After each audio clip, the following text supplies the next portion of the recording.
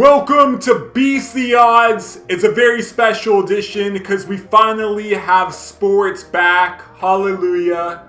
We are joined by the fantasy golf pro himself, JD3, James Souththorpe III. Thank you for joining us today.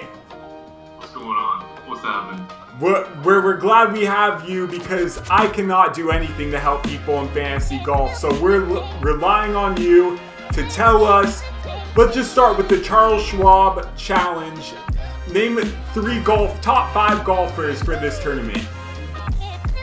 Rory McIlroy, Justin Thomas, Brooks Koepka, Matt Kuchar, Kevin Na, defending champion, 2 times. Okay, and tell us a little bit about each. Like, you expect all 5 of those guys to finish in the top 5, no problem? This is a really interesting tournament because it's almost like, I think with golf as much as anything, just getting the feel of the game again and competition is going to be an interesting thing to watch this week because it's really like watching these guys start over in January. At least that's what I'm expecting. Because as much as I know these guys were probably staying sharp in a way during this crazy time we've been in, I think that there's going to be a little bit of a restart type of glitch going on with everybody. And I think some guys might fare well with that better than others. I think some guys are going to benefit really well from it. But I think that some of the guys I mentioned are going to handle it better than others. I mean, there's a few guys I really like this week because I know what that is like when you have kind of a situation like that where your tournament schedule has been put on hold for a while. I think golf, much like many other sports, but golf can be year-round for these guys. So I think some of them will be really reignited by the break they've had. And we'll see. I mean, it's going to be interesting. It's been a crazy year. Yeah, it seems like golf is one of those sports that could have been happening during all of this. Just no one's touching anyone. Everyone's plenty of space. But at least we have it back. I played a bunch of golf during this time, and it's amazing how the golf community has rallied around kind of the obstacles that present itself. I mean, there's a funny Jerry Seinfeld Netflix out right now where he says the acronym for golf is get out and leave family, and golf's kind of an escape. I mean, it can be in a lot of ways, and you don't have to get too close to each other.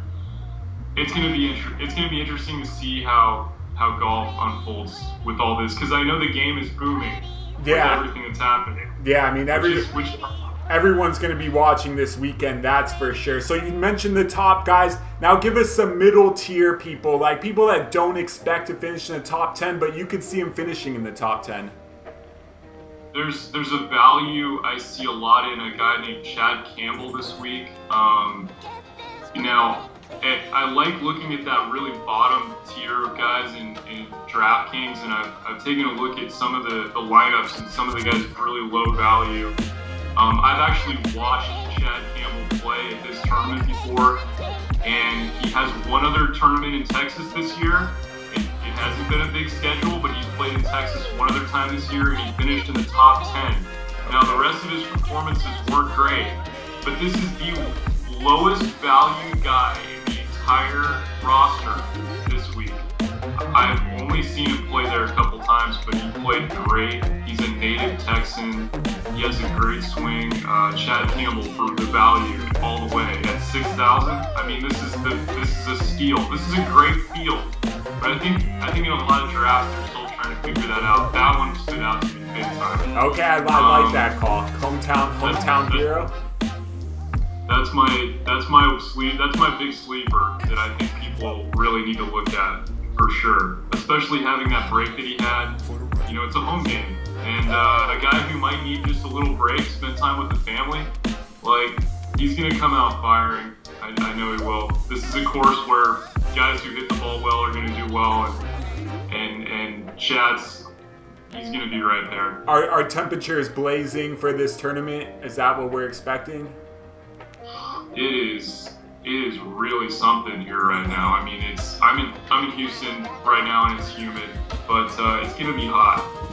And I think most of these guys are probably ready for that, but this is about as Texas a tournament as it gets. I mean, it's probably going to be windy. It's probably going to be really hot.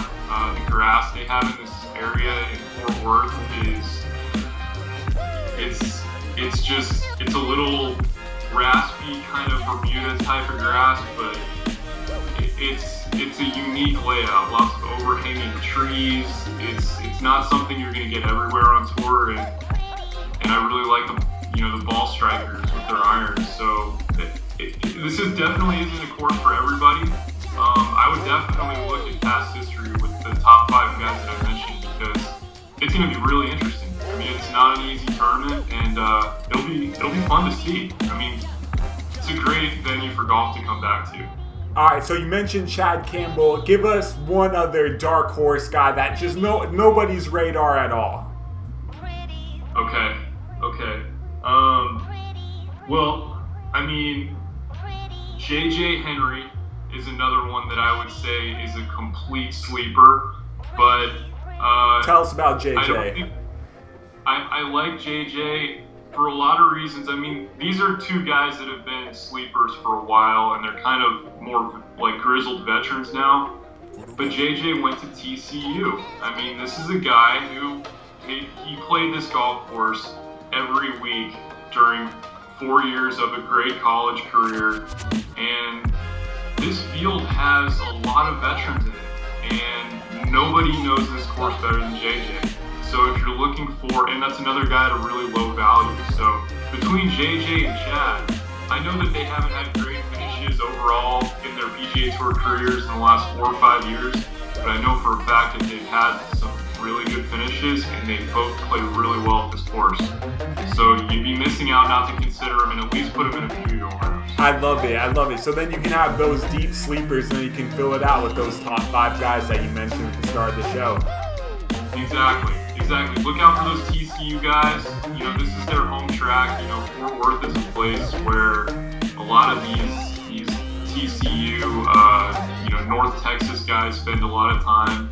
So it's good to look out for those dudes that are, not only it might be their home course, but might not have gotten off to a great start this year, because there's a lot of comfort in coming back home or being able to start near a place that's close to you just to get restarted. There's a lot of guys that are going to struggle this week, and I feel like I have a pretty good idea of who those guys are, but you have to definitely consider the home knowledge.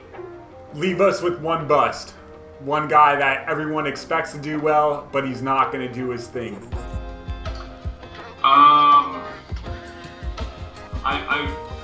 I hate to say this because I think he'd come out of the work and find a reason to win a major for anyone criticizing him, even if it's nobody.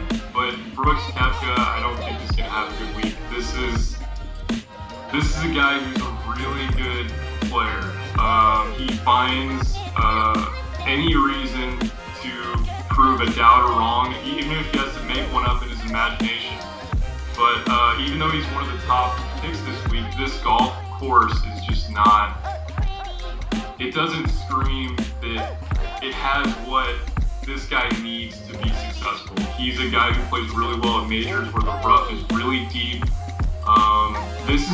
It's a challenging course. It's definitely got some of that same type of stuff to it, but Brooks has had a tough year. I think that he's going to come out with a lot of high expectations. I think that, for the type of game that he wants, I think you really have to consider for guys like Brooks what a restart to a season means.